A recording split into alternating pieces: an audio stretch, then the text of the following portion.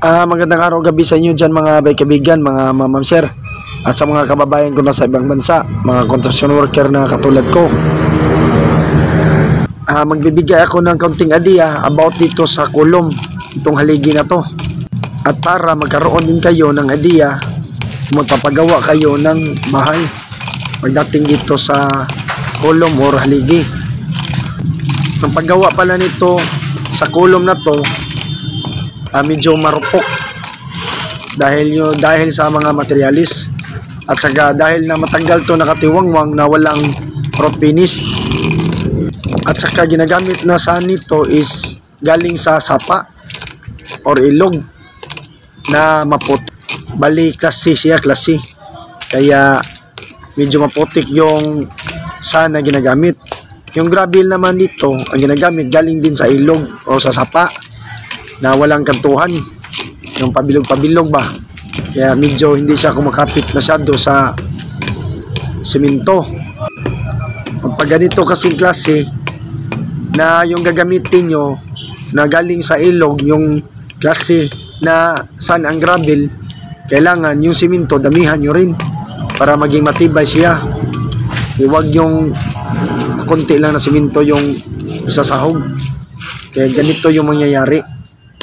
Yung dito, yung gagawin ko na lang dito, pag ganito na marupok, tinatanggal ko na lang yung madadala ng kuskus, tapos error finish ko to, pipinisingan ko to ng 1:2, isang sako na simento, 2 sako na pansan para matibay talaga.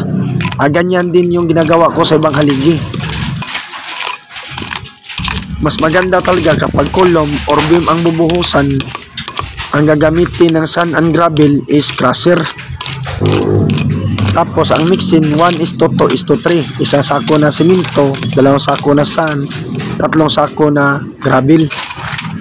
Or 1:2:4, isang sako na simento, 2 sako na sand at 4 na sako na gravel.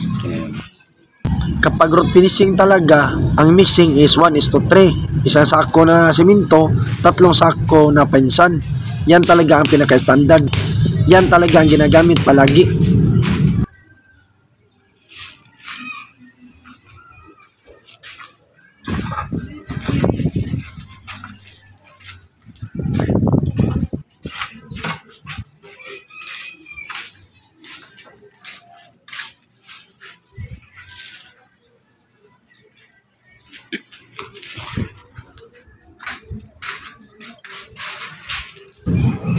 Maraming salamat sa iyo dyan mga kaibigan, mga ma'am sir at sa mga kababayan ko na sa ibang bansa, mga construction worker na katulad ko. Mag-ingat kayo palagi. God bless sa inyong lahat.